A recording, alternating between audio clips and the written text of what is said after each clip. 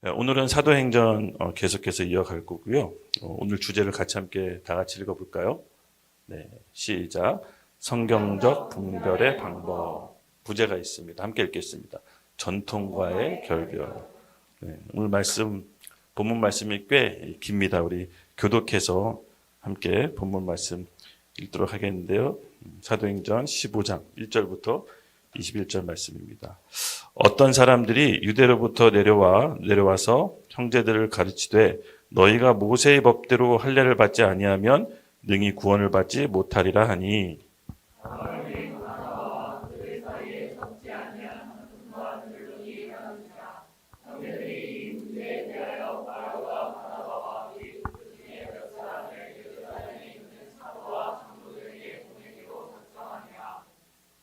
그들이 교회의 전송을 받고 베니게와 사마리아로 다니며 이방인들이 주께 돌아온 일을 말하여 형제들을 다 크게 기쁘게 하더라.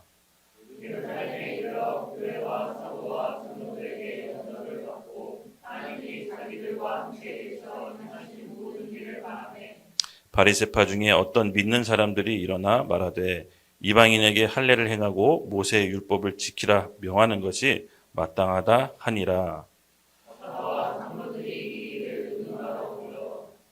많은 변론이 있는 후에 베드로가 일어나 말하되 형제들아 너희도 알거니와 하나님이 이방인들로 내 입에서 복음의 말씀을 들어 믿게 하시려고 오래전부터 너희 가운데서 나를 택하시고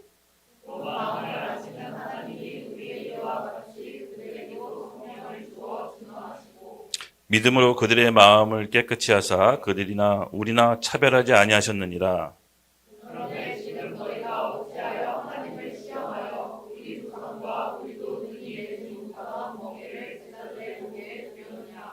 그러나 우리는 그들이 우리와 동일하게 주 예수의 은혜로 구원받은 줄을 믿노라 하니라.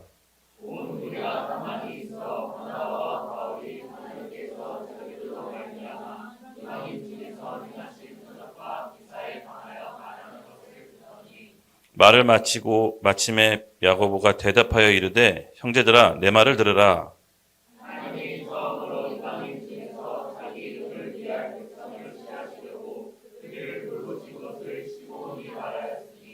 선지자들의 말씀이 이와 일치하다 하도다. 기록된 바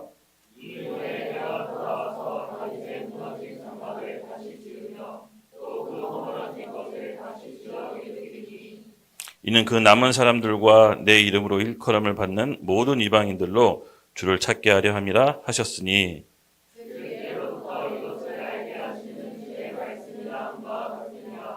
그러므로 내 의견에는 이방인 중에서 하나님께로 돌아오는 자들을 괴롭게 하지 말고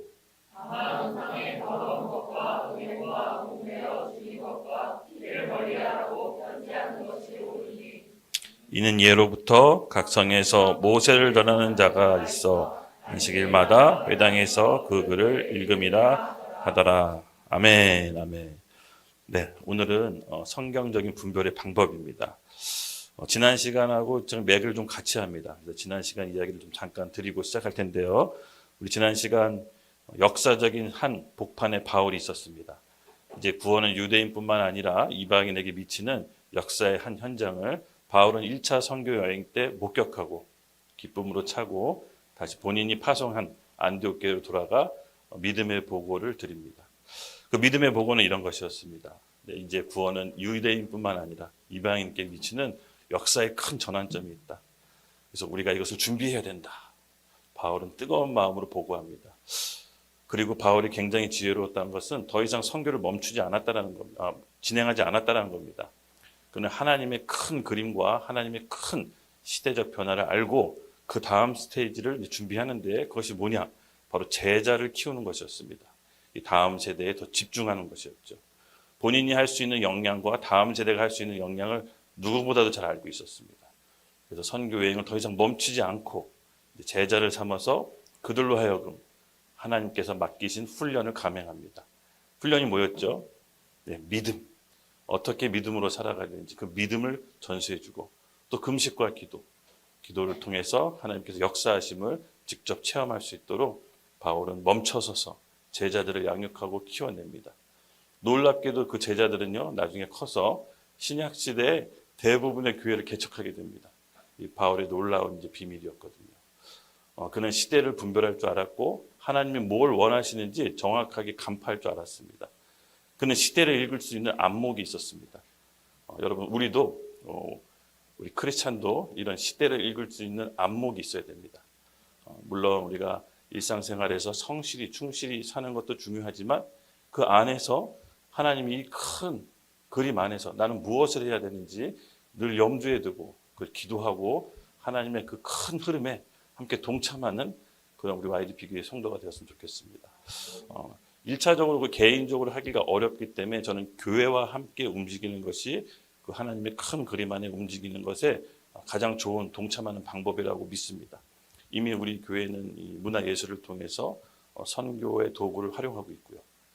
또 우리 청년들이 일어나서 또 애국 활동을 하고 있고 어떻게 보면 교회에서 이 온전한 활동을 가담하는 게 하나님의 큰 그림, 이 민족과 우리나라를 향한 큰 그림에 가담하는 거라고 전 개인적으로 믿습니다. 바울도 그때 당시 상황도 마찬가지였습니다. 구원이 이제 이방인에게 미치는 큰 역사적 전환점에 그는 다시 교회로 돌아갑니다. 자신을 파송했던 교회로 돌아가서 제자 삼고 양육하는 데 온심을 더합니다. 맞습니다. 이만큼 우리의 선택은 굉장히 중요합니다. 특히 어떠한 리더 또 조직의 단체를 맡고 있는 리더의 선택은 여러분 정말로 중요합니다. 개인의 삶뿐만 아니라 그 단체의 운명을 결정할 수 있기 때문에 뭘 해야 되고 뭘 하지 말아야 되는지 이 분별하는 안목이 정말 필요합니다. 요새 저한테도 계속 제가 하나님께 기도하는 게 분별의 능력. 와, 이게 지금 미혹의 때에 이거 한 번 선택 잘못하면 나락으로 갈 수가 있겠더라고요. 그래서 뭘 선택하고 뭘 선택하지 말아야 되는지 주님 분별의 능력을 주시옵소서. 그래서 오늘 이 성경적인 분별의 방법, 이 극도로 혼란스러운 이때 어떻게 성경적으로 분별해야 되는지 사실 오늘 말씀을 연구하고 보면서 하나님께서 저한테 해주신 어떻게 보면 제 개인적인 설교일 수도 있겠다라는 생각이 들었습니다. 바울도 이때 시대의 전환점에 서 있었습니다. 뭘 붙잡고 선택하고 뭘 내려놔야 되는지 깊은 고민이 있었죠. 그때 그는 어떤 인간적인 계산이나 어떤 사람의 편에 서는 정치적 계산이 아니라 하나님이 지금 뭘 원하시고 있고 하나님의 어떤 방향으로 세상을 이끌고 있는지 그 흐름을 간파하고 그 흐름에 편승했던 것이었습니다. 이 놀라운 이 안디옥 교회와 초대 교회의 성도들의 이 상황 가운데 분별하는 힘을 어떻게 했는지 이 성경적인 분별의 방법을 오늘 같이 함께 배우도록 하겠습니다. 네. 오늘 하나님께서 이 이방인들에게 구원을 베푸시는 이 놀라운 역사적 전환기에 아시다시피 바울은요, 여러분 늘 알고 있지만 유명한 장면이죠. 예루살렘 공의회. 예루살렘에서 어떻게 보면 큰 사건이 벌어져서 회의를 하게 되는데요. 바울이 1차 전도여행을 멈추고 이제 2차 전도여행을 시작하기 바로 그 중간에 예루살렘에서 있는 큰 사건을 통해서 회의를 하게 됩니다. 이 회의의 쟁점이 뭐였냐면 여러분 아시다시피 할례였습니다. 할례.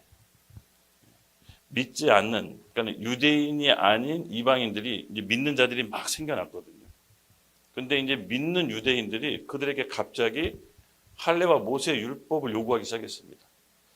근데 이들이 굉장히 영향력이 있었던 게 바울에게 그런 얘기 한 번도 들어본 적이 없는데 믿음으로 은혜로 구원받고 그리스도 안에서 새 언약 아래 공동체라고 들었는데 저 사람들은 왜 우리 보고 율법, 할례와 모세 율법을 지키라고 하지?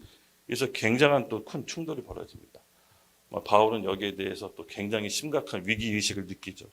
그래서 오늘 이 본문 말씀을 통해서 바울은 이 사건을 어떻게 끌고 가서 성도들을 지켰는지 그 분별의 과정을 우리 함께 살펴보는 시간을 갖도록 하겠습니다. 그래서 오늘 말씀 그대로 성경적인 분별의 방법을 함께 나눠보려고 합니다. 마찬가지로 여러분 우리 개인의 삶도 그렇지만 여러분 모두 다 직장 가운데 또 현장에서 삶이 있습니다. 그렇죠? 아마 어떤 팀장이나 리더의 위치에 계신 분들도 선택해야 될 위치가 있을 겁니다.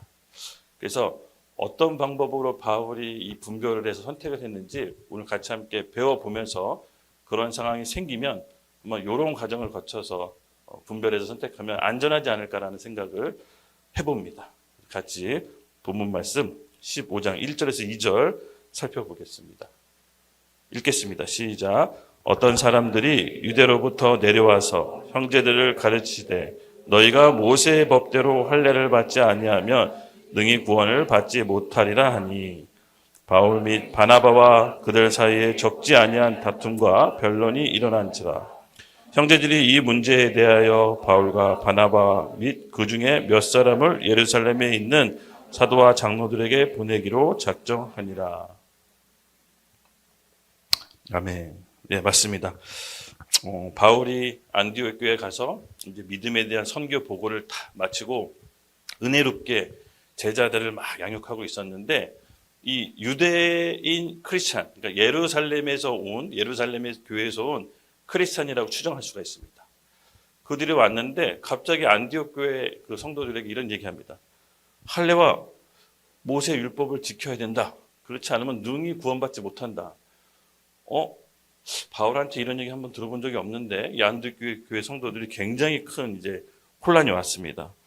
그래서 바울과 바나바가 그 유대인 형제들하고 큰 논쟁, 말다툼, 이게 격렬하게 이제 일어난 거죠. 그래서 이 다툼과 변론이 끊임없이 이제 일어났습니다. 그래서 이들이 어떻게 했냐? 이거 안 되겠다. 저 유대인 형제들, 예루살렘에 온 저 형제들을 우리가 어떻게 해야 될까? 깊은 이제 고민에 빠진 거죠. 왜냐하면 안디옥 교회 성도들은 대부분 유대인 그리스도인들이 아닙니다. 이방인 그리스도인. 그러니까는 이미 그 선교지에서 전도해서 온 사람들이기 때문에 유대인 습관과 절기와 율법을 모르는 사람들입니다. 근데 갑자기 예루살렘 교회에서 유대인들이 와서 내가 오리지널이야. 내가 원조야. 내가 예수님의 12제자의 사도 밑에서 가르침 받은 사람이야. 그러면 내 말을 들어야 돼. 상당히 설득력이 있었습니다. 상당히 파급력이 있었습니다. 그래서 바울도 멘붕이 온 거죠. 이 갈라디아에서 보면 바울이 이들하고 끊임없이 싸웁니다. 이들은 바울의 사도권 갖고 공격합니다. 너 예루살렘에 있는 12제자가 사도가 아닌데 너 자칭 사도 아니냐? 예수님의 12사도는 다 지금 있다. 너는 왜 자칭 사도를 하느냐? 그래서 이걸 변론하기 위해서 사도행전 9장에 알다시피 이제 예루살렘의 교회에 이제 바울이 가서 막 변론하잖아요. 그렇죠? 자기의 사도권을. 이제 그게 지나고 한참 잠잠해졌는데 또 이런 일이 일어난 겁니다. 안정적으로 안디옥 교회가 이제 빌드업 되고 있고 이방인들을 위해서 부흥이 일어났는데 또 갑자기 찾아와서 오리지널 주인 행세를 하는 겁니다. 부흥이 있네. 잘 되고 있는데 그래서 니네는 할례와 모세 율법을 지켜. 이게 오리지널이야. 했더니 바울과 바나바가 큰 다툼이 벌어지죠. 이때 어떻게 보면 저는 이제 예루살렘 교회로 이제 안디옥 교회가 바울과 바나바를 파송 보내게 됩니다. 파송이라는 게 선교 파송이 아니라 직접 가서 이 사태에 대해서 해명을 하는 거죠. 저는 여기가 바로 이 안디옥 교회와 바울의 지혜라고 봅니다. 이런 분열, 어떻게 보면 큰 다툼과 분열, 자기 교회 성도들이 굉장히 크게 흔들린 거잖아요, 그렇죠? 왜냐하면 자기가 전한 복음하고 원래 오리지널이라고 얘기했던 사람이 와서 다른 복음을 요구하기 때문에 바울은 이걸 빨리 수습을 해야 되만 됐습니다. 근데 그들하고 처음에 논쟁하고 다투다가 지혜롭게 합니다. 어떻게? 예루살렘 교회, 그 유대인 형제들이 왔던 그 교회로 우리 선배들 직접 만나러 간다. 이렇게 된 겁니다. 예루살렘에 있는 베드로 선배, 야고보 선배, 그들이 나를 알면 내가 직접 설명해서 해명하는 게 좋겠다라고 마음 먹었던 거죠. 그래서 안디옥 교회는요, 이 큰 소동과 다툼 후에 바울과 바나바를 세워서 예루살렘으로 보내기 시작합니다. 그래서 예루살렘으로 가다가 굉장히 또 바울은 어떻게 보면 절대절명의 순간이잖아요. 그렇죠? 본인의 교회가 깨질 수도 있습니다. 지금. 왜냐하면 이미 그 안디옥 교회 성도들은 다른 얘기를 들었기 때문에 굉장히 지금 흔들렸습니다. 그래도 안디옥 교회 분들이 지혜로웠던 게 바울하고 굉장한 두터운 신뢰 관계가 있었던 것 같습니다. 또 유대인 그 형제들의 말에 직접적으로 받아들이거나 동요하지 않고 그래도 바울하고 신뢰 관계가 있어서 바울을 보내기로 합니다. 그래서 우리 바울이 알아봐라. 정말 이게 맞는지 알아봤으면 좋겠습니다라고 리더한테 이제 요청을 한 거죠. 근데 바울은 거기에 이제 거절하지 않았습니다. 그래서 직접 단짝이죠. 바나바. 항상 두 단짝입니다. 팀을 짜서 이제 예루살렘에 갔습니다.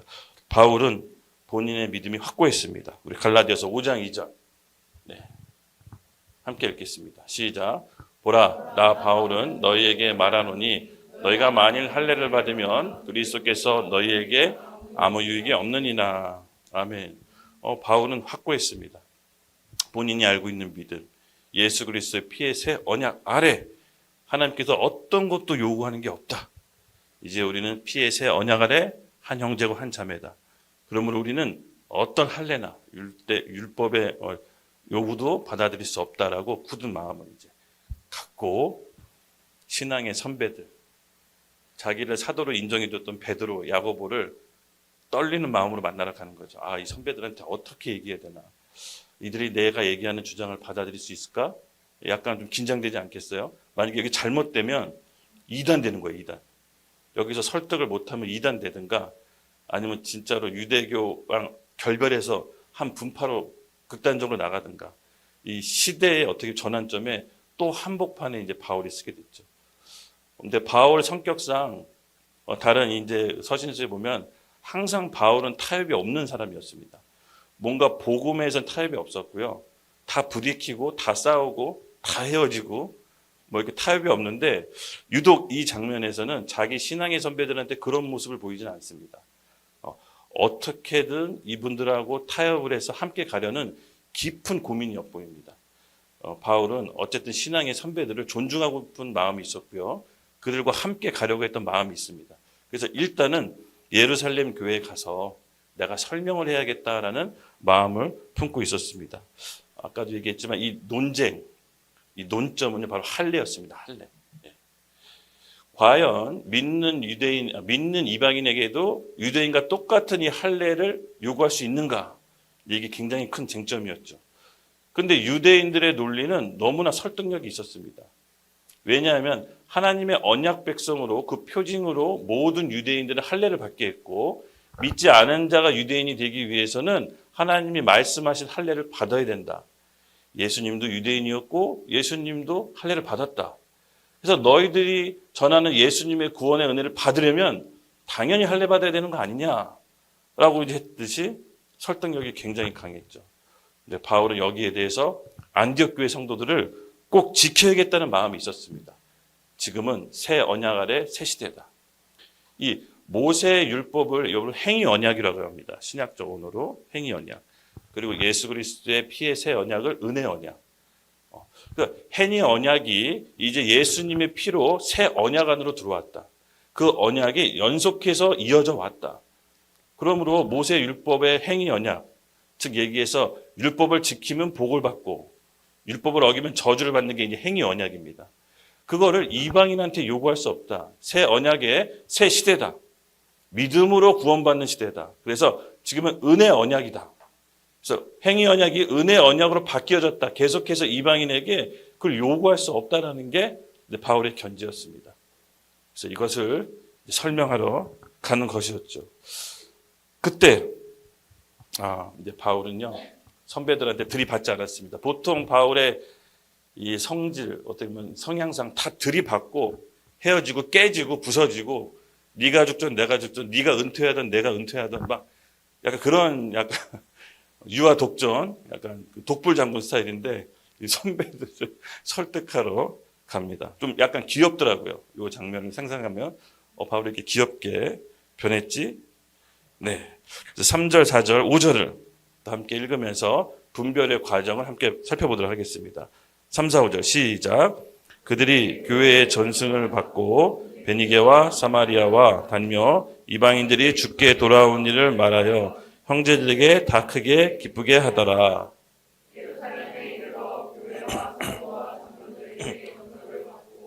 하나님의 자기들과 함께 계셔 행하신 모든 일을 말하며 바리새파 중에 어떤 믿는 사람들이 일어나 말하되 이방인에게 할례를 행하고 모세의 율법을 지키라 명하신 것이 마땅하다 하니라. 네, 바울은 또 여기서 바울이라는 우리 나중에 한 바울론을 따로 한번 해야겠어요. 이 와중에 이 긴박한 와중에 예루살렘으로 바로 가지 않고 베니게와 수리아에 가서 복음을 또 이 와중에 전합니다. 바울은 복음에 미친 사람입니다. 예루살렘에 갈 땐 가더라도 난 지나가는 길에 선교를 한다. 복음을 전한다. 그래서 3절에 보면요. 베니게와 사마리아 굳이 안 들려도 되는데 무슨 길목이긴 한데 굳이 가서 복음 안 전해도 되는데 그 사람들에게 복음을 전해서 자기가 믿고 있는 그 복음이 결코 틀리지 않았다는 것을 또 한 번 스스로 확증합니다. 그리고 드디어 긴장된 마음으로 예루살렘에 들어갔습니다. 예루살렘 교회에 믿음의 선배들을 만났는데 영접해주고 환대해주고 모십니다. 1차 때 방문 때랑 사뭇 다릅니다. 근데 그것도 잠시였습니다. 갑자기 바리새파 개종자들, 항상 바리새파가 문제인데요. 바리새파 중에서도 그리스도를 개종한 사람이 있는데 갑자기 바울에게 요구합니다. 뭐라고 말하죠? 이방인에게 할례를 행하고 모세의 율법을 지키라 명하는 것이 마땅하니다. 와, 스트레스 엄청 받을 것 같아요. 이쯤 되면 바울이 폭발할 법도 한데 한 번 더 꾹 참습니다. 바울은 싸우러 온 것이 아니었습니다. 바울은 알고 있었습니다. 이미 하나님의 흐름과 대세를 사람이 막을 수 없다는 것은. 바울은 믿음이 있었을 겁니다. 지금 이방인에게 구원을 미치는 역사적 전환기에 하나님께서 본인에게 믿음을 주셨을 겁니다. 너가 예루살렘으로 가면 내가 요리해 놓을 거다. 그래서 바울은 신앙의 선배들과 다투지 않습니다. 그래서 바울은 전통과의 충돌을 피합니다. 이들이 믿고 있던 그 유대인의 전통, 결코 포기할 수 없었던 거죠. 할례와 모세 율법. 예수 믿고 구원받은 것도 구원받은 거지만 너희가 진정으로 선민이 되려면 우리와 똑같은 할례와 모세 율법을 지켜야 된다. 바울이 봤을 때는 이들의 논리가 전통에 휩싸여서 결코 깨기 쉽지 않다는 걸 알고 있었을 겁니다. 직접적인 충돌을 피합니다. 건드리지 않지만 그는 다른 방법으로 하나님께서 이 일을 역사하신다는 것을 믿었습니다. 이쯤 되면 바울이 참 낙담될 법도 한데 바울은 알다시피 이 폭이란 모르는 남자였습니다. 진중히 그들의 얘기를 듣고 바울은 마음속으로 하나님이 하신 일들에 대해서 아마 결정을 했을 겁니다. 이 일이 지나가면 내가 전통과의 결별을 해야겠구나. 이방인들, 믿는 자들이 이렇게 넘치는데 새 부대를 만들어야겠구나. 그 일을 아마 바울은 마음속으로 이미 다짐했을 겁니다. 그렇지만 어떻게든 이 예루살렘 교회 선배들하고 잘 헤어져야 했기 때문에 또 바울은 크게 극단적으로 충돌을 피했습니다. 하나님이 새 일을 시작하는 것을 믿음으로 갖고 이들과 하나님이 새 일을 시작한다는 마음을 갖고 하지만 마음속으로는 어쩌면 결별해야 될 수도 있겠구나라는 것을 품고 아마 가지 않았을까라는 게 제가 스스로 생각하는 추정입니다. 그래서 바울은요 충돌 대신 선배들과 대토론을 벌입니다. 이것이 정말 신의 한 수였습니다. 이 성경적인 방법으로 분별하는 방법이라고 했죠. 바울은 이슈에 대해서 서로 다른 의견에 대해서 공론화시킵니다. 그래서 그것을 모두 다 알 수 있게 이것이 누구의 의견이 과연 하나님의 뜻과 누가 부합하는지를 공개 토론해보자, 공론화하자라고 바울은 선배들에게 공개 토론을 시작합니다. 6절 함께 읽겠습니다. 시작. 사도와 장로들이 이 일을 의논하여 모였더라. 네, 맞습니다. 아시다시피 여기서 초대 교회의 성경적인 분별의 방법을 엿볼 수 있는데요. 어떤 다른 의견, 다른 견해가 들어왔을 때 그것을 싸우거나 충돌하는 것이 아니라 공론화해서 모든 사람이 알 수 있게끔 객관적으로 접근할 수 있게끔 토론을 벌입니다. 여러분 아시다시피 바울은요 토론의 강자였습니다. 그는 성경 박사였습니다. 신구약을 다 꿰뚫고 있었을 뿐만 아니라 그때는 뭐 신약이 없었지만 성경 전체를 다 꿰뚫고 있었지만 또 그의 마음속에는 하나님의 뜨거운 사람이었기 때문에 지금 하나님이 일하신 것을 알고 있었기 때문에 이 공론화했다는 건 뭐냐면요. 자신이 있었다는 겁니다. 하나님이 일하실 자신이 있었다는 것을 믿었습니다. 그래서 공론화하고 이 객관적인 사실을 모두가 알 수 있도록 공론화하면서 바울이 노렸던 거는 지금 세계 선교를 하나님께서 유대인뿐만 아니라 이방인으로 트셨다라는 것을 사람들이 또 알게끔 했습니다. 일부러 이렇게 한 것이었죠. 그래서 이제 바울은 이 유대교, 유대인 그리스도인들, 예루살렘 교회 지도자들과 한판 토론을 벌입니다. 이것은 어떻게 보면 굉장히 지혜로운 방법이었습니다. 그리고 나서 모든 사람이 함께 검증하도록 유대인들이 할례와 율법을 받는 게 요구하는 게 정말 하나님의 뜻인지 아니면 믿음으로 의롭게 되는 새 언약 안에서 이방인들을 보호하는 게 하나님의 뜻인지 우리 한번 서로 얘기해 봅시다. 베드로 선배, 야고보 선배, 우리 한번 얘기해 봅시다. 과연 뭐가 하나님의 뜻인지라고 바울은 그들과 함께 토론을 벌입니다. 그리고 나서 두 번째 그의 분별이 시작되는데요. 이게 놀랍습니다. 어떻게 보면은 별로 친할 것 같지 않은 베드로가 바울을 변론해 줍니다. 아시다시피 바울은 이게 막 굉장히 강성이었습니다. 조금이라도 자기 신앙의 기준에 못 미치면 선배고 뭐고 혼내키는 사람이었습니다. 베드로가 알다시피 우리 이방인들하고 밥 먹다가 예루살렘 교회 야고보 사도 일행이 온다고 해서 갑자기 이방인하고 밥 안 먹고 모른 척해서 바울이 우연히 그거 보고 굉장히 화를 냈습니다. 선배고 뭐고 없습니다. 그따위로 하면 내려놔라 막 이렇게 격렬하게 베드로를 공개적으로 타박했죠. 네, 그랬는데 갑자기 베드로가 바울을 변호합니다. 우리 같이 함께 읽겠습니다. 7, 8, 9, 10, 11 시작.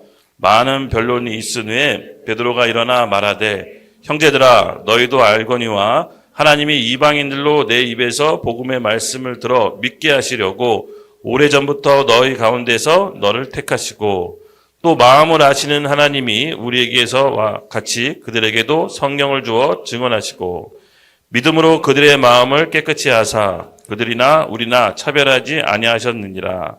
그런데 지금 너희가 어찌하여 하나님을 시험하며 우리 조상과 우리도 능히 베지 못하던 멍에를 제자들의 목에 두려느냐. 그러나 우리는 그들이 우리와 동일하게 주 예수의 은혜로 구원받은 줄을 믿노라 하니라. 아멘. 네, 갑자기 우리 베드로 선배가 바울의 편에 들어줍니다. 야, 니네들도 제대로 지키지 못하는 율법을 왜 새 신자한테 매게 하냐. 양심이 좀 있어라. 그리고 내가 전에도 이방인들에게 복음을 전해서 믿었던 거 너희도 보지 않았느냐. 그럼 이건 자연스러운 현상이다. 안디옥에서 일어나는 이방인의 부흥은 자연스러운 현상이다. 니들도 목격했고 나를 통해 알았는데 갑자기 여기다가 왜 할례와 모세 율법을 요구하느냐. 니들 이거 옳지 않다라고 갑자기 바울을 도와주는 것이었습니다. 맞습니다. 성경적인 분별의 과정 두 번째인데요. 첫 번째는 이슈에 대해서 서로 다른 의견에 대해서 공론화했다면 두 번째는요. 그 공론에 내 주장에 맞는 증인이 나와야 됩니다. 한두 사람의 증인이 나와줘야 그 주장이 입증이 되는 겁니다. 근데 다행히 베드로라는 아시다시피 예루살렘 교회의 탑 리더급이었습니다. 이 탑 리더가 바울에게 힘을 실어주니까 이 바리새파 그리스도인들이 조금 주눅이 들었겠죠. 리더가 얘기하면 좀 힘이 실리지 않습니까? 그렇죠? 그래서 바울은요 힘이 더 실립니다. 그래서 이 성경적으로 분별하는 방법이 있는데 어떤 주장을 입증하려면 그걸 공론화해서 객관화해야 되고 두 번째는 그 주장을 입증하기 위한 두세 사람의 증인이 함께 받쳐줘야 됩니다. 여기서 더불어 바울은 힘을 얻어서요. 자기가 하나님과 함께 체험했던 이적과 기적이 막 얘기를 하죠. 우리 12절. 온 무리가 가만히 있어 바나바와 바울이 하나님께서 자기들로 말미암아 이방인 중에서 행하신 표적과 기사에 관하여 말하는 것을 들으니 우리 아시다시피 그동안 사도행전 강의하면서 바울이 1차 전도 여행 때 많은 이적과 기적이 있었잖아요. 그렇죠? 마술사도 제압하고 안진뱅이도 일으키고 이런 기적들과 하나님께서 행하신 그런 여러 가지 표적들을 이제 바울이 베드로 사도의 힘을 입어 그 여론의 등을 입어 막 이제 설명을 한 겁니다. 그랬더니 조금 더 힘이 생기기 시작하죠. 그래서 이 표적은요, 여러분 굉장히 또 중요합니다. 표적을 일으킬 때 하나님이 기적을 베푸시지만 그 기적이 목적은 아닙니다. 그 기적을 동반해서 하나님이 알려주고 싶은 진리가 있던 겁니다. 예를 들어서 우리 잘 알고 있던 가나안 혼인잔치에서 예수님이 물로 포도주로 바꾼 표적이 있죠. 하나님께서 기적을 선보이려고 한 것이 아니라 예수님 자체가 메시아라는 걸 그 유대인 사람들에게 알려주기 위해서 그 표적을 행한 겁니다. 바울은 실제로 자신이 경험했던 표적을 그 사람들에게 예루살렘 교인들에게 알려준 겁니다. 이런 일이 있었다. 예루살렘 교인들은 이제 깜짝 놀랐겠죠. 그 기사도 있습니다, 여러분. 기사는 어떤 기적을 통해서 하나님을 경외하게 만듭니다. 대부분 대표적인 케이스가 뭐였죠? 이 베드로. 베드로가 물고기 한 마리도 못 잡고 있었는데 예수님이 나타나서 깊은 곳에 가서 다시 그물 던져라고 했을 때 베드로가 순종합니다. 주절주절 이유를 대긴 했어요. 제가 물때를 아는데 여기 지금 이 시간에 고기 안 잡힙니다. 근데 예수님이 믿음으로 그물 던져. 그래서 믿음으로 그물을 딱 던졌더니 153마리가 그물이 찢어지게 잡힙니다. 그리고 베드로가 나왔던 반응이 뭡니까? 하나님 돈 벌게 해주셔서 감사합니다라고 했나요? 아니죠. 주님 저는 죄인입니다. 저를 떠나소서. 그러니까 어떤 이 기사는요. 어떤 기적을 통해서 하나님에 대한 경외함을 느끼게 하는 겁니다. 하나님의 존재에 대한 경외함. 그래서 이 기적과 이 기사와 표적을 예루살렘 교회 성도들에게 알리면서 나에게 그런 일이 일어났다. 지금 하나님께서 이방인들을 구원하기 위해서 표적과 기사, 이적 총동원해서 어마어마한 부흥을 일으키고 있다. 여러분, 이것이 하나님의 대세입니다. 여러분, 이들에게 할례와 모세 율법을 요구하는 것은 너무나 가혹합니다. 여러분 스스로도 지키지 못하지 않습니까? 지금 새 언약 아래 새 시대가 도래했습니다. 이 하나님의 큰 역사하심에 편승해야 됩니다라고 이제 계속 얘기한 겁니다. 그때 우리 감사하게도 야고보가 베드로에게 더 힘을 실어줍니다. 성경적인 분별의 과정 세 번째는요.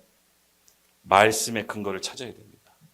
그 주장이 입증되기까지 우리가 말씀을 통해서 확증해야 됩니다.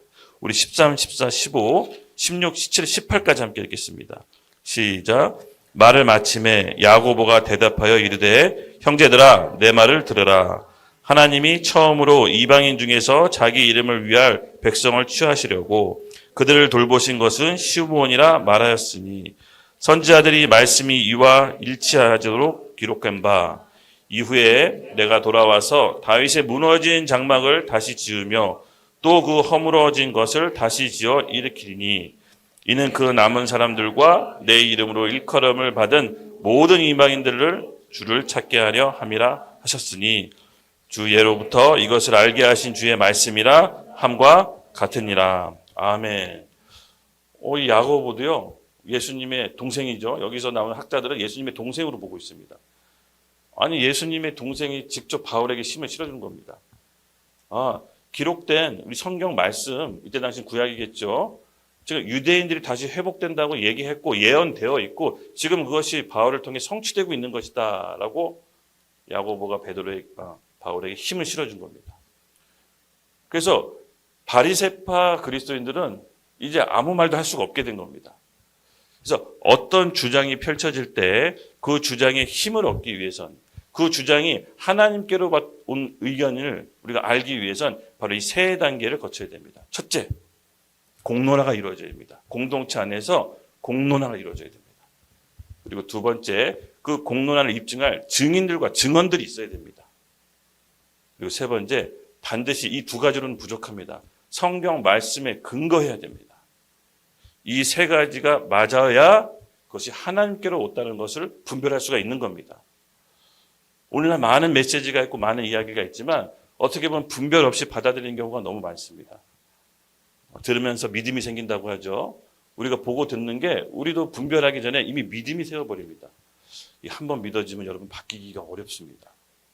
그래서 초대교회 성도들의 지혜는 어떤 다른 얘기가 들어왔을 때 그걸 분별하는 프로세서가 있었습니다. 그냥 듣고 받아들인 것이 아니라 일단 우리와 바울의 신뢰 관계가 있으니까 바울의 말을 듣되 그래도 상대편의 의견을 한번 존중해 보자. 그래서 바울을 보낸 겁니다. 그래서 이 과정을 통해서 진짜 하나님께로 온 메시지가 뭔지를 분별하는 과정을 겪었던 거죠. 여러분 우리 마지막 때는요. 내 귀를 시원하게 해주는 선생을 많이 찾는다고 합니다. 네, 맞습니다. 여러분 우리가 듣고 싶은 메시지를 듣는 게 아니라 하나님께서 오는 메시지를 정확히 듣기 위해서는 어쩌면 이런 분별의 과정이 교회 공동체 안에 필요할 수도 있습니다. 그래서 이 초대교회 성도들은 이런 지혜로운 과정을 통해서 내 탑 리더였지만 바울을 또 완전히 믿었던 건 아니고요. 또 우리 교회에서 다른 얘기를 했지만 또 그 사람을 완전히 믿었던 건 아니었습니다.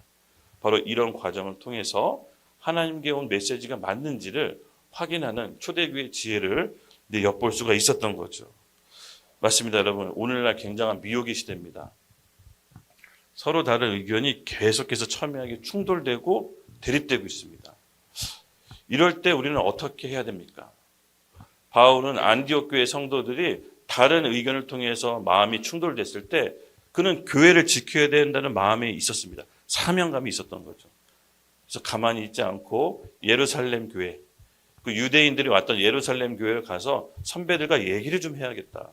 이 부분에 대해서 합의를 봐야겠다. 그리고는 극단적인 분리를 하지 않았습니다. 대충돌을 벌이지 않고 정말 지혜로운 방법으로 두 양 의견에 대해서 공론화해서 토론하고 또 거기에 맞는 주장에 맞는 증인들과 증언들로 주장을 입증하고 또 마지막으로 성경 말씀을 통해서 확증하는 과정을 통해서 안디옥 교회 성도들이 보호를 받습니다. 그리고 이단으로 가지 않게 됩니다.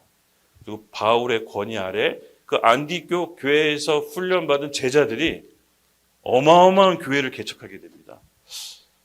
이때 뭐 역사를 가정해서 얘기하면 안 되겠죠. 만약에 바울이 원래 본 승질대로 너무 열이 받아서 들이받아서 형이고 뭐고 없어. 베드로 이리 나와. 네가 보냈지. 야고보 네가 보내서 내 교회 망쳤지. 막 이렇게 들이받으면 파장 나는 거죠. 아마 베드로에게 이런 열매들이 바울에게 이런 열매들이 없었을 겁니다. 이런 제자들이 또 안 나왔겠죠. 바울의 지혜로 인해서 알다시피 바울의 손에 자라난 제자들이 신약교회 교회들을 대부분 이제 개척하게 됩니다. 엄청난 일이 벌어지죠. 그래서 우리는 지금 이 시대에 또 혼란하고 혼탁합니다, 여러분. 그렇죠? 우리가 본의 아니게 메시지들도 무분별하게 듣게 됩니다. 메시지를 무분별하게 듣게 되면 이게 내 마음에 영향이 들어옵니다. 그렇죠? 그래서 이 마음이 막 요동칩니다. 자식 막 이러면서. 근데 여러분 이럴 때일수록 그것을 교회 리더랑 나누십시오. 내가 이런 메시지를 들었는데 이거 들어도 됩니까? 라고 공론하십시오. 그리고 서로하고 얘기하면서 이런 것은 들어도 되고 안 들어도 됩니다. 라고 서로 분별을 해야 됩니다. 그리고 그 말씀이 성경적인 근거를 갖고 있는지, 성경적인 말씀의 배경이 있는지를 확인하는 작업을 통해서 우리 영을 지키고, 먼저는 내 영을 지키고 우리 공동체를 지키는 것입니다. 바울은 이것을 너무나도 잘 보여준 굉장히 모범적인 사례를 보였습니다. 과격하게 분리하지도 않았고요. 또 과격하게 선배들하고 싸우지 않았습니다. 놀랍게도 바울은요, 그의 손끝에서 새 술과 새 부대를 담아냅니다. 바울은 알았던 겁니다. 이게 하나님의 대세이기 때문에 굳이 내가 부딪히지 않아도 하나님께서 이루실 거다라는 믿음이 있었던 겁니다. 아시다시피 여러분, 바울의 제자들이, 어마어마한 제자들이 교회를 엄청나게 세웁니다. 이 디모데는 에베소 교회를 세우고요, 루디아는 빌립보, 실라는 데살로니가, 에바브라는 골로새, 아골라 브리스가 부부는 여러 교회를 섬기고요, 디도는 고린도 교회를.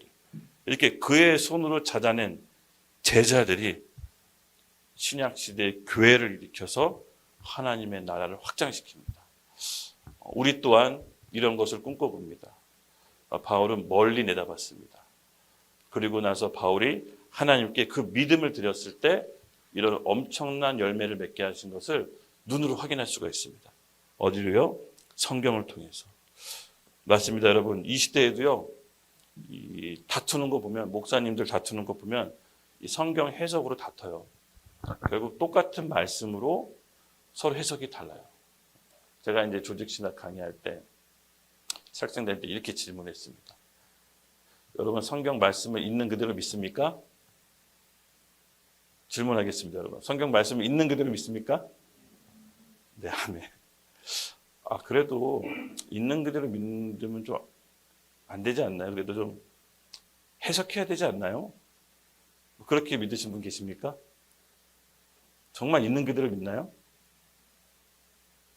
정말 있는 그대로 믿는다 그러면 내가 성경 한 구절만 되면 여러분 다 무너지실 텐데, 이거 있는 그대로 믿어야 되는데. 네, 어떻게 생각할까요? 맞습니다. 개신교가 이렇게 분파가 굉장히 많이 나눠지는 게 결국은 성경 해석 때문에 그렇습니다. 성경을 있는 그대로 믿어야 된다는 것도 동의합니다. 그렇게 해야 되고. 근데 지금 우리의 삶에 맞게끔 해석하지 않으면 우리 스스로 큰 전통에 매여 있게 됩니다. 나아갈 수가 없는 것이죠. 예를 들어서 여러분 디모데 전서에 보면 여자는 교회 지도자가 될 수 없고 잠잠하라고 해야 됩니다. 교회에서. 그대로 믿으면 여자는 입번 끝도 교회에서 하면 안 됩니다. 그리고 우리 주양 전도사 같은 교회 지도자가 돼서도 안 됩니다. 그렇지만 바울은 또 이렇게 얘기합니다. 여종이나 남자나 여자나 남자나 그리스도 예수 안에서 모두 다 한 형제고 자매고 평등하다. 실제로 저희 침례교는요. 2000년대 초반까지 여자에게 목사 안수를 안 줬습니다. 여자는 남자를 이끌 수 없다. 여자는 영적인 지도자가 될 수 없다는 게 정론이었어요. 여자가 목사 안수된 게 얼마 안 됐어요. 2000년대 초반까지 여자에게 목소리를 안 줬어요. 그러니까 여자는 영적인 지도자가 될 수 없다는 게 침례교 학자들의 목사님들의 주류 생각이었어요. 근데 그분들이 그렇게 생각하는 게 뭐냐? 성경 말씀대로예요. 성경 말씀을 있는 그대로 믿어야 된다. 왜 해석을 하냐? 이렇게 된 거예요. 그럼 노예제도 폐지하면 안 돼요. 그러니까 이게 어려운 거죠. 성경 말씀을 있는 그대로 믿어야 된다는 건 그렇게 간단한 문제가 아닙니다, 여러분. 진짜 간단한 문제가 아닙니다. 그래서 미국의 3대 대통령 토머스 제퍼슨 같은 사람은 성경을 오렸어요. 지가 가위로. 별로 안 좋아하는데 그 사람은 성경을 자기가 오렸어요. 예수님의 초자연적인 역사, 그러니까 무리를 걷는 장면, 오병이의 기적의 장면을 자기가 가위로 오려서 제퍼슨 성경을 따로 만들었어요. 근데 그분의 고민이 있었던 거예요. 그분이 그렇게 하면 평생 노예는 흑인 노예는 노예로 살아야 되는 거야. 이 성경 그대로 적용할 수가 없었던 그런 시대의 고민이 있었던 거예요. 물론 거기서 대입하는 게 적절한지 모르겠지만 하여튼 그 사람이 왜 그런 신학을 갖게 됐는지 그 역사적 상황을 잘 보면 이해가 돼요. 그렇다고 해서 우리가 어디까지 해석을 하고 어디까지 적용을 해야 되냐. 이거 이제 우리 현실, 이 시대에 하나님께서 우리에게 요구하시는 바인 거죠.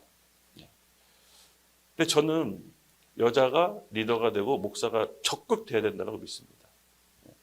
그러니까 침례교 안에서 저처럼 얘기하면 저는 진보 세력이에요. 침례교 안에서. 전통과의 결별을 해야 될 때가 있는 것입니다. 하나님이 새 시대, 새 부대로 새 수를 담아내려고 하는데 전통에 매여 있으면 그 일을 할 수가 없는 것이죠. 저도 오늘 바울의 본문 말씀을 통해서 이 전통에 매여 있는 목사님들 이거 어떡할까? 한 번은 진짜로 화끈하게 얘기해야겠다라고 하는데 마침 또 바울이 또 본문 말씀을 통해서 오늘 저에게 얘기해 주신 것 같습니다.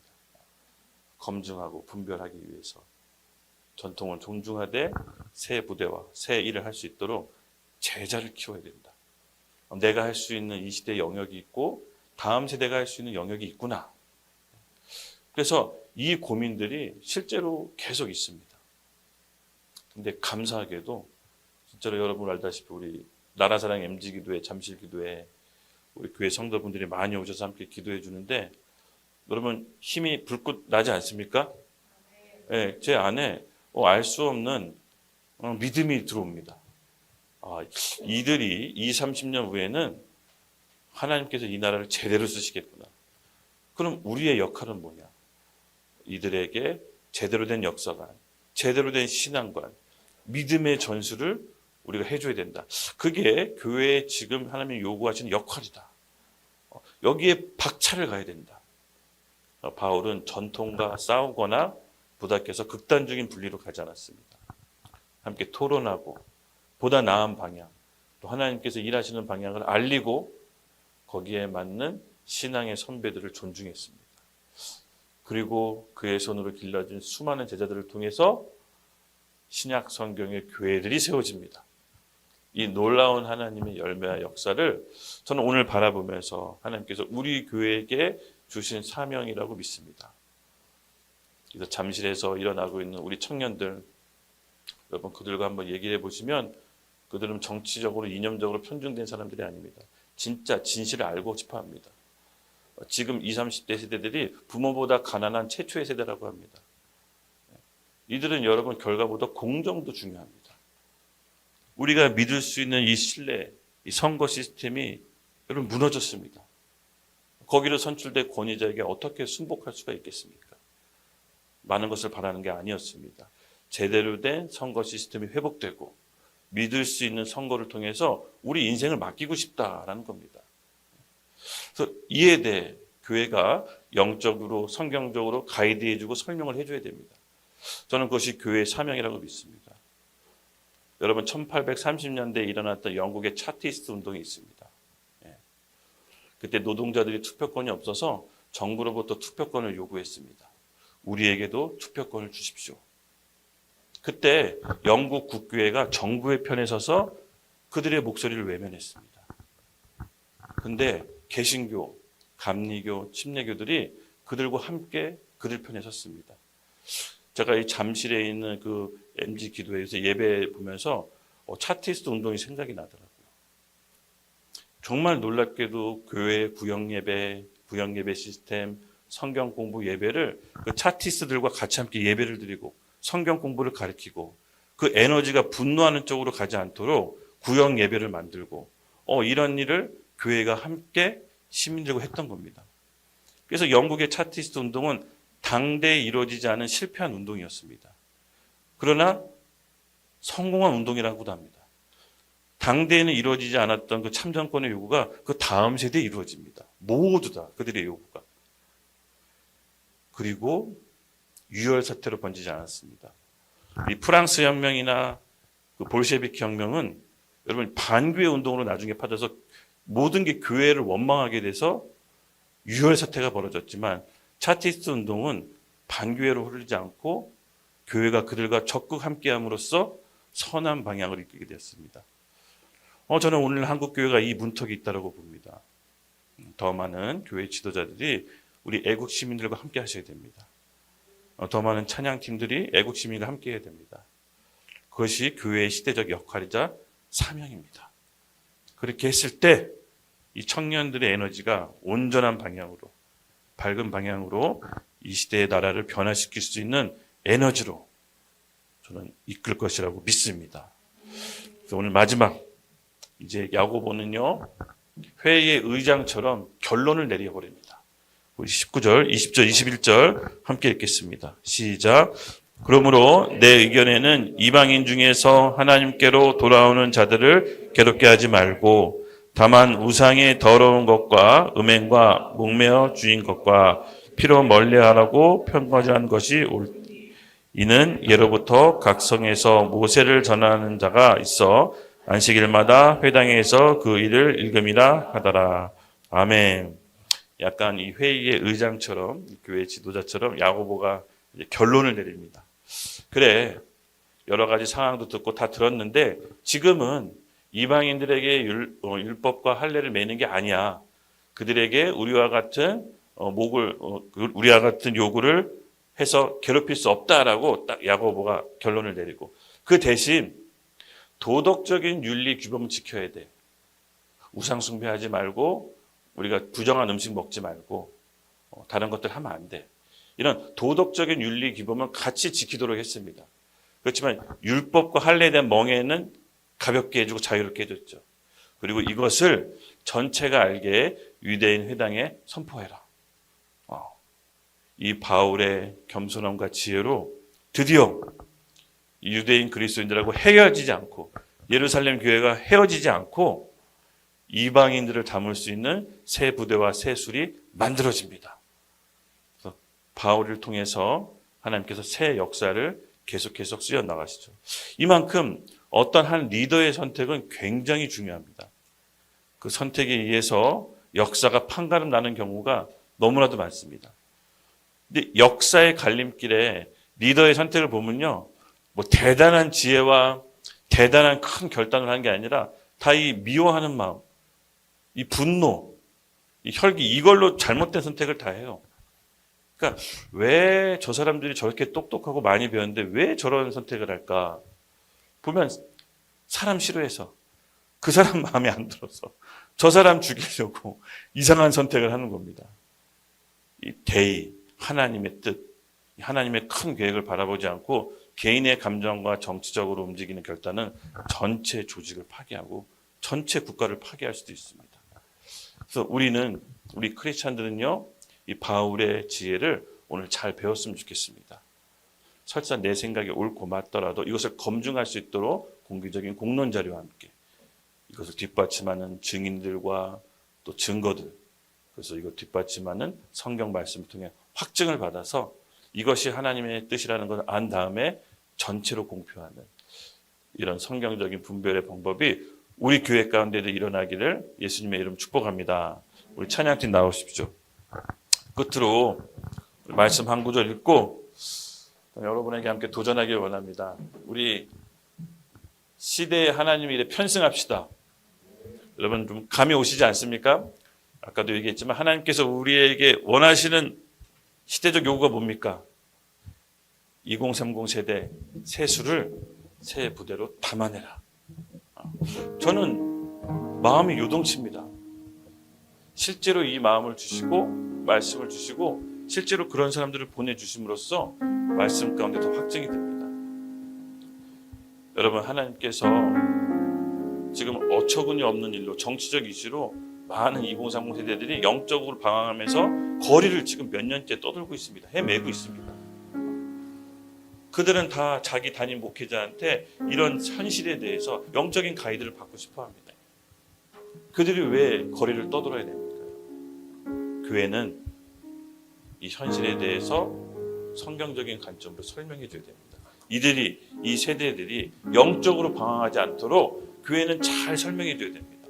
사랑의 힘으로, 믿음으로, 성경적인 하나님의 마음으로 영적으로 가이드해 줄 때 이들이 새 부대에 담길 것입니다. 저는 우리 교회에 주신 사명이 바로 새 부대가 되라고 하는 하나님의 명령이 있는 줄로 믿습니다. 그러기 위해서 여러분들도 함께 준비되셔야 합니다. 이 하나님의 큰 그림과 이 하나님의 대전환기에 왜 우리를 YDP 하나교회에 불러 모으셨겠습니까? 여러분, 이게 우연입니까? 우연이 아닙니다. 하나님의 계획이 있습니다. 우리를 이 교회 가운데 불러 모으신 것은 해야 될 사명이 있는 겁니다. 사람은 사명이 있어야 됩니다. 사명이 없는 사람만큼 가장 불쌍한 사람은 없습니다. 그냥 먹고 살려고 우리가 존재하고 그냥 그저 먹고 살려고 태어난 존재가 아닙니다. 하나님이 주신 사명이 있습니다. 그것은 오늘 우리가 몸담고 있는 새 부대, 교회를 통해서 이루어 주신 줄로 믿습니다. 아멘. 하나님께서 새 일을 시작하실 겁니다. 우리 같이 말씀을 읽겠습니다. 누가복음 5장 37절에서 38절 시작. 새 포도주를 낡은 가죽 부대에 넣는 자가 없나니 만일 그렇게 하면 새 포도주가 부대를 터뜨려 포도주가 쏟아지고 그때도 못 쓰게 되리라. 새 포도주는 새 부대로 넣어야 할 것이니라. 아멘. 아멘. 여러분이 인정하던 인정하기 싫던 저는 여러분을 새 술로 선포합니다. 네. 그리고 우리 교회는 새 부대가 될 것으로 선포합니다. 아멘. 더 많은 새 술이 오도록 기도합시다. 아멘. 더 많은 새 술이 새 부대에 담겨져서 이 대한민국을 이끌 수 있도록 우리 같이 함께 YDP 하나교회를 위해 함께 기도합시다. 주여, 이 시대를 이끌 수 있는 교회가 되게 해주시고 시대를 이끌 수 있는 메시지가 이 강대상에서 일어나게 해주시고 시대를 이끌 수 있는 다음 세대들을 이 교회에 불러 모아 주시옵소서. 우리 다 같이 그것을 놓고 주여 외치며 기도하겠습니다. 주여. 계속해서 한 가지만 더 기도하기를 원하는데요. 우리 청년 세대들만 뛰어서는 안 됩니다. 이들을 뒷받침해 줄 수 있는 여러분 기도 부대가 필요합니다. 우리의 영적인 싸움은요, 삼각구도가 있어야 됩니다. 여호수아 부대가 아말렉과 싸웠다면 그 뒤에 모세와 아론과 훌이 끊임없이 중보기도하며 모세가 하나님의 말씀을 받았습니다. 그러므로 우리 어머니분들, 특별히 우리 인생의 황혼기들은 어머니분들, 지금부터 인생의 제2의 시작입니다. 우리 교회에 들어오는 이상 쉴 수가 없습니다. 우리 청년들이 싸울 수 있도록 아론과 훌이 되어서 계속해서 기도해 주셔야 됩니다. 기도가 멈추면 패배하고 기도가 이어지면 승리합니다.